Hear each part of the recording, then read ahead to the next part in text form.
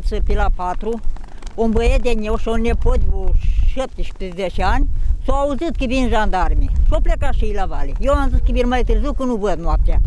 Nu știu cât a durat, au venit băieți înapoi. Bunică deja ne-au bătut, ne-au droghit ca pe noi.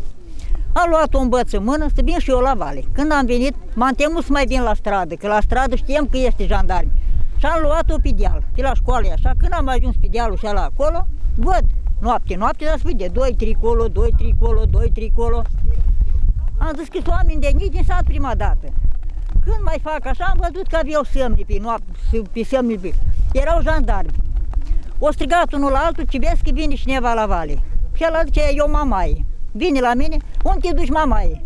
Păi zic, mă duc și eu la moarte acolo la vale, vreau să mor și eu, dacă ați omorât lumea acolo, mă duc și eu. Așa le-am spus. Da, treci mamaie înapoi că nu-i voie. Am luat-o înapoi și am ieșit printr-o grădină pe acolo și eu și am ieșit la vale și eu la omul prin grădină noaptea. Când am ajuns la stradă, ninoroșire. Strada plină de jandarmi, nu ne-au lăsat să trecem. Ne-am băgat pe sub mâna lor, de-am ajuns până la gard, dar de la gard în sus nu ne-au mai dat voie să mai trecem. Acolo lumii mult, jandarmerii, oamenii au fost mulți buscați acolo, dar de frică că îi bagă la dubul, nu au mai spus. Nu au spus că-s buscați, că îi bagă la dubul. O tăcut așa plin, niște fete pline de sânge, era sângele întegat pe drum. Era ora 4 când s-a dat alarma. La 4:30, 5 fără ceva ne-am încolonat acolo la podul Siliștii. Alții au venit aici, în marginea pământului ăstuia. Și acolo băieții s-au strâns pe funii, pe lanț, s-au legat săracii din gard în gard. Eu și cu alte femei, fete, ne-am așezat în genunchi în fața primei mașini care au venit, bineînțeles că au venit o coloană foarte mare de mașini, plini cu jandarmi. Cred că erau peste 1000 de jandarmi. Eu încet am reușit să scap printre lanțurile și printre funile celea și am ieșit să mă dau într-o parte, dar bineînțeles că m-au lovit cu scuturile celea în piept de vreo 2 zile, n-am putut să respir. În sfârșit, ne-au înconjurat, fiind foarte puțini, și tot ne-au mânat până am ajuns aici. Aici au scos repede gardurile, fiindcă erau în mașini, ne-au blocat în partea de dreaptă a șoselei. Noi ne-am baricadat acolo să ne așezăm în fața pământului. Luni dimineață, duminică seara am stat aici cu colegii, aici în cabană. Luni dimineață când ne-au anunțat, am ieșit în stradă. Când au ajuns mașinile, scutieri de carabinieri, poliție, au intrat în noi în forță. Au început să lovească cu scuturile, cu pumnii, cu picioarele, cu bastoanele. Eu am primit 4 bastoane în cap, am căzut în genunchi. Ne-am sculat de la ora 4, am ieșit să vin la vale. N-am putut, că nu văd noaptea. Da. Și am ieșit pe la ora 5. Când am ieșit la șosea, gata, nu-i voie. Nu-i voie și nu-i voie. Și m-am dat prin șanță așa ca să vin până aici, unde am stat de 2 luni de zile. Unde te duci, mamai? Mă duc acolo să murim cu toții, domn, pe pământul nostru aici, că eu sunt localnic, născută, crescută aici. Unde nu-mi dai dumneata voie să vin aici? M-a luat un jandarm, m-a luat din mână și când mi-a dat aici un ghiont, un cot, mi-a dat, am căzut jos, m-am ridicat și m-am prins cu mâinile de gardul și ăla care l-a pus acolo și am zgățit de gard. Ca să ne dea voie. Da, să ne dea voie să venim aici. Și nu ne-a dat voie și am luat-o prin câmp și am venit. Nu ne-a dat voie, tot ne-a respins înapoi. Du-te mamaie acasă, duceți-vă acasă. Am ieșit când am văzut atâta lume, am ieșit și noi, că am crezut să stăm de vorbă cu dâns și mor de așa, să nu treacă peste noi, ne-am pus în genunchi, ne-am pus. Ne-a luat așa de acolo, m-a luat de jos, m-a luat la bătaie, ne-a dat un pumn în ochi, ne-a stricat ochelarii, ne-a rămas pe jos. Am catat să mă agăs, să spun, am catat să mă agăs de dânsul, că dacă am văzut, ne-a dat aici în burtă un chișor, aici așa în stinghii, ca ghetă de chișor după mine, pe la chișoare, că văzut că nu poate și nu-mi dau drumul, m-a mușcat de mână. Jandarmul? Unul de așa, cu deșii în față, cum se cheamă? Cu scut. Așa, cu scut era. După aceea și-a lanțul repezit și nu știu și mâna. Când am văzut că pui mâna de nu mai pot, m-a lăsat lângă gard. Și m-am împins de atâra, am mers de atâra până cu așa și printre lume cu tăți așa bătuți acolo, vai de capul nostru, ne-am împins până aici. Aici ne-au închis ca pe animale. Nu, aici ne-au închis. În țarc, așa. Ne-au făcut țarcă așa că ne-am văzut și apoi dai bătaie pe noi. Și poaca. în dimineața zilei de 2 decembrie, după ziua României, că totul sărba ziua României, la ora 5:30, 6 fără ceva, au apărut jandarmeria, primii, intercalați cu utilaje șeblonul în spate. Jandarmeria primii și ăsta. Noi eram la pod la Siliștea. Ei, acolo s-a întâmplat. Noi eram toți pasivi, fără nimica. Jandarmeria cu scuturile și cu bastoane au început să bată în noi. Eu, personal, eram lângă un gard. Deci n-avea voie să mă bat lângă gard. După ce ne-au bătut, care îi bătea în cap, care îi în picioare, cu pisul burtă, cum m-a apucat? Nu mă bătut. Ne-au mânat ca pe oi până aici. Din spate ne bătea. Păi da, jandarmeria ne apără pe noi sau apără șevronul ăsta. Eu asta vreau să știu și eu. Altceva, nu am alte pretenții. Păi, pe data de 2 decembrie, noi când am venit aici, jandarmii au început să ne lovească de când au ajuns, fără nicio... cu bastoanele, erau pregătiți cu scuturi exact de intervenții, nu... I-ați împins, ați fost violent? Nu i-am împins, noi ne-am pus în fața lor, atât. Ce drept ne-am pus, cu o funii, cu un lanț, ca să nu... să oprim totuși utilajele aici, ca să nu intre în perimetru, pentru că terenul nu este legal, nu este terenul șevronului. Sunt numai măgării făcute, trebuie să descopere adevărul. Oamenii care sunt în cauză, îi rugăm să-și facă treaba ca să nu pună sonda, pentru că nu e legal. În primul rând terenul, e terenul primăriei, dumnealui primarul, numai el știe cum l-a luat, nu l-a trecut prin comisia județeană. Când s-a făcut bine ziua, mulți au plecat, căuta să intimideze lumea, că ieși și bag la dubă. Eu stând așa și mă uitam, căutam un băiet, că zic, știind că de-a cu bag la dubă, mă orientam pe un băiet, îl căutam. Mai aveam unul, dă-i telefon, de mult și că s-ar putea să-l iei la dubă. Nu l-a luat, el a fost în altă parte. Și atunci vine un jandarm, zice, neni, hai cu mine, m-a luat de mână, hai cu mine. Am apucat mai la el așa, nu, hai la dubă, zice. În timpul ăla vine mă văd băiatul și al mai mic și a prins, unde îl duci mă, pităticu, m-a prins de mână. Băiatul, stai jos. Am stat jos cu băiatul, un care ne-a și fotografiat în ziar. Vine și s-o leie pe băiatul mai mic. Îl trage de mână să-i suși mâna, că se-o rupă. Când o văle băiatul mâna, o venit cel mai mare. Și hai, domnule, cu fratele meu, îi rupi mâna. Și atunci i-a dat drumul. Și ne-am ținut toți trei mână legați ca și de la Irak. Ziariștii și din Irak, zic, suntem condamnați la moarte. Și atunci oamenii șelanți din jur au strigat, lăsați-i, domnule, că nu au făcut nimic oameni. Și aveți cu ei, deși duci la dubă. Ei tot ne fășeau să învârteau printre noi, fășeau semne, fășeau din dești, să ne adune, ca să ne intimideze.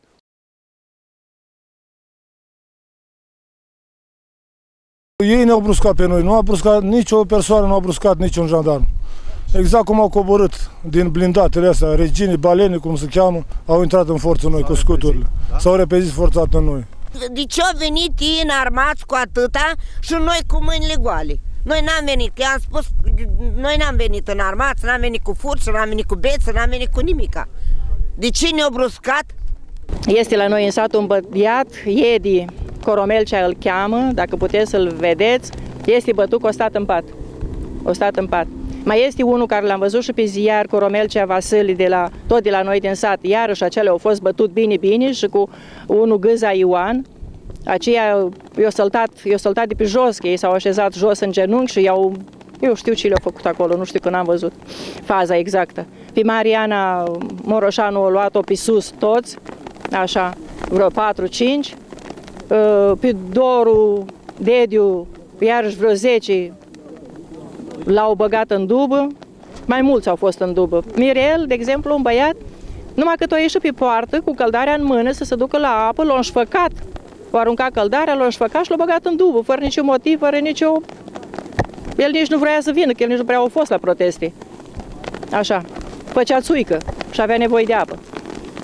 Asta este. Au bătut lumea, a bătut lumea. Uite, am un băiat acolo, nevasta ei, l-a bătut săracul și l-a băgat în dubă, l-a dus la vas lui. O mai bătut iar un băiat, săracul, unul Coromelcea de la deal din sat, iar nu a venit la vale. I-a dat cu bastoanele peste mâini, da. Da, cu bastoanele peste mâini și cu picioarele i-a bătut, da. O profitat de ocazie, Că a venit noaptea și noi au fost întuneric, televiziunii n-au venit, noi n-am avut nimic și au făcut ce-au vrut cu noi. Da, au făcut ce-au vrut cu noi, cu o mână de oameni. Da, da. Mai rău ca în război. A fost atâta la o salvare aici care era, m-am dus și mi-a luat tensiunea. Aveam 19,9 tensiunea. Nu am fost la niciun spital, nici ce am declarat. Aveam după 4 bastoane la 11-12, aveam sânge și în mustață. Asta este adevărul despre acești jandarmi. Nu or fi ăștia care ne păzesc acum, atâtea scutieri care au intrat prea în forță. Nu spune comandantul jandarmilor că n-au intrat în forță. Au intrat exact în forță. Mai rău ca într-o ceriadă de animale. Și la animale te faci cât dai cu bățul în ea. Dar ei au dat. Doamna Zâna s-a așezat în fața mea, s-a ținut prima mașină de bara, prima mașină și am vrut să o scot de acolo, dar n-am putut, era pe jos și să zbătea să iasă, fiindcă acoperise cu hainele cum era și trăgeau de ea, de picioare, de mâini, trăgeau de ea, încercam și eu să o salvez, să o scot, să trag de ea de mâini, dar n-am putut, fiindcă ei erau mai puternici decât mine singură. Bă, cu pumnii dădeau, nu dădeau cu deșele. Și erau două femei îmbrăcate în jandarm și au vrut să mă scoată, eu n-am vrut, m-am pus jos, m-a tăriit și au zis să ieși, dă buletinul, dă ce, dar nu-ți dau niciun buletin, în timp eu dacă mă întrebai, nu știam cum mă mai cheamă. Și m-a luat și m-a tărât și m-a scos pe malușa la ea acolo și m-a lăsat pe malușa la acolo. Așa ne-a făcut și nu numai la atâtea femei bătrâni, asta ne-a făcut-o. Dacă noi suntem atâta genoveți, ca mici și ne apărăm, apa, nu ne vrem altceva. Să ne lese cum am trăit până acum, în sărășie, nu muri nimeni de foame, să trăim așa în continuare. Cine a adus nenorocirea asta pe capul nostru? 500-600 de jandarmi au fost, dar cred că a fost mai mult, că au fost prea multe mașini. Am înțeles, v-au luat pe sus, v-au dus undeva? Nu, n-au apucat. Că după ce am primit 4 bastoane în cap, am luat-o la fugă și eu. Apoi am venit aici, în fața terenului Chevron, unde ne-am îmbruscat iarăși. Au venit, ne-au aruncat de aici, au pus gardurile. Pur și simplu ne-au forțat ca să plecăm de aici. Au ajuns, colegii de-a noștri au ajuns și în pădure, jandarmii după ei, prin pădure, ca să-i prindă. Mai știți cazuri de oameni bruscați, nu sunteți singurul caz? Nu, băi, au fost care au fost purtați și la Vaslui.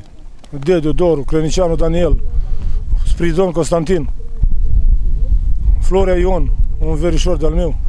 Era numit unul Spridon Costică, bătut de ei, pe care l-am ajutat, atunci au apărut și televiziunea de pe Vaslui de pe asta, și l-am ajutat și l-am pus pe targă și l-am pus și l-au salvat la Vaslui.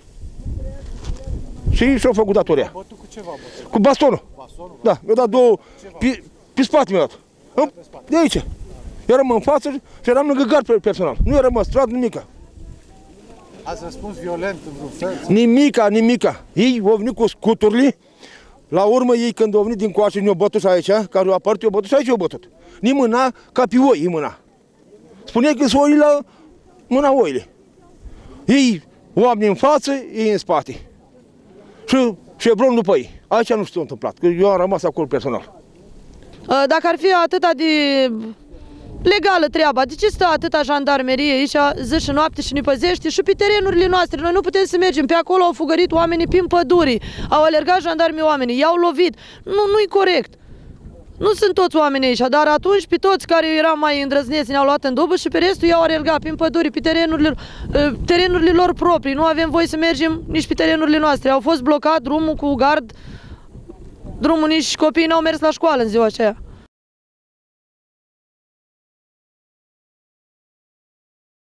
Mulți i-au luat și eu amenda, degeaba. Nu i-au filmat pe cameră de luat vederi și i-au spus personal că ei ne dă amendă. O să ne vie amenda prin poștă.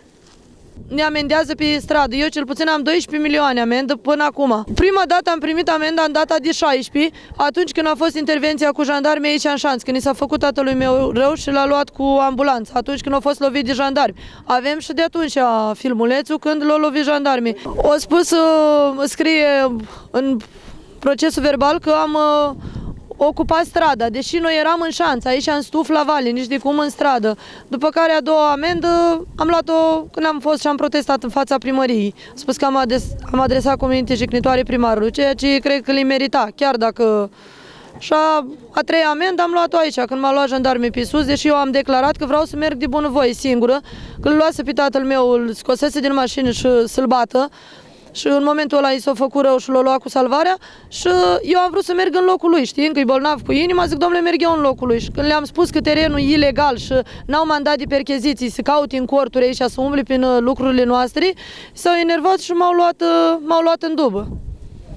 M-au bruscat, m-au înjurat, șeful de la jandarmerie m-a înjurat și a pierdut 3 sferturi de zi cu mine și că instigam lumea la scandal. De fapt, eu nu instigam lumea la scandal. Le-am spus că n-au mandat de percheziție și n-au voie să intri în corturi, că aici e pe teren privat și că nici n-au voie să ne ia așa pe sus fără niciun motiv. Practic să ne bruscau cu bastoane, în burtă, în stomac, în cine nimerea. Nu era corect. Nu aveam televiziune atunci dimineața și practic ne-au bătut.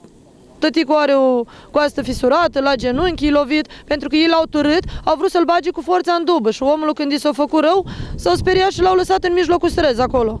Noroc că l-au găsit niște oameni de la ziar și au sunat ambulanța.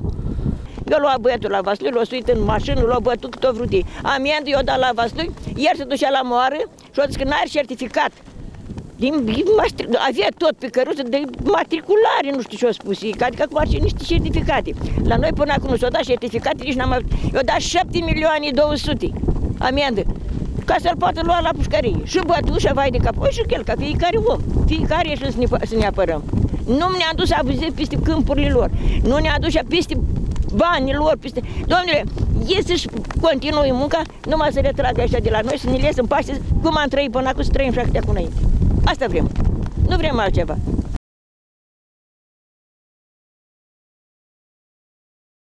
Și seara au venit ei. Seara au venit prin stat pe aici. Au venit 4 jandarmi. Au venit pe aici. Era lumina aprinsă. Spala aici și au pus laternă. Și nu pune laternă în ochi. Da, mai târziu au trecut înapoi tot și 4 jandarmi. Și eu am ieșit că la tracârle și am ieșit afară ca să-i văd. Am ținut laterna după ei, n-am știut cine, și tocmai când la școală, când se pleacă, a pus și la vazem, dacă sunt oameni sau jandarmi. Au apucat la vale, la școală, m-au semnalizat cu laterna și au zis, du-te acasă. Eu nici nu ieșit în Milogradă. Și zic, gata, jandarmi. Da. Și pe urmă nu au mai venit, atât au fost. Treaba. Deci nu știu de ce au venit ei noaptea și noaptea pe aici cu bastoane. Și fel de român mai este el dacă o dată în noi, în român. Român cu român. Păi să vie altul străin din altă țară, cine faci? Dacă el ca român și poate să fie ca copilul meu, când i-a zis, băi, ești ca copilul meu, cum ai dat în mine? Și m-a luat așa și du-te mamaie acasă. Noi suntem învățați să mușim prin frig, prin jertfă. Nu n-am dat înapoi niciodată. N-am dat. Și acum să ne lasă în liniște, câte bătrânețe le mai aveam, să le trăiesc în liniște. Azi noapte, într-o oră, au trecut 21 de mașini, stăteam așa și mă uitam la geam. Dacă eu stau, așa făcea geamul și ușile. Asta de la Chevron sau de jandarmi? Nu, și Chevronul și jandarmii. Da, acele au fost îmi jandarmi, acum nu-i mai văd. Uitați-vă câmpurile astea toate erau împânzite. Toate, și pe șes, și pe partea asta la altă. Stăteau 2-3 și așa. Când vedeau un om și cauți, unde te duci? Fuga după el și dă-i. Așa faci un nenorociți. Alergau după oameni. O alergau după oameni, dar nu știu, care spun nici din trânși, dar n-a fost noi vasluienii, au fost de la Bacău, jandarmeria de la Bacău. Dar și-o catat jandarmeria de la Bacău pe teritoriul Vasluiului? Trebuie să-și păzați cu oamenii lor acolo, dar nici de cum pe noi.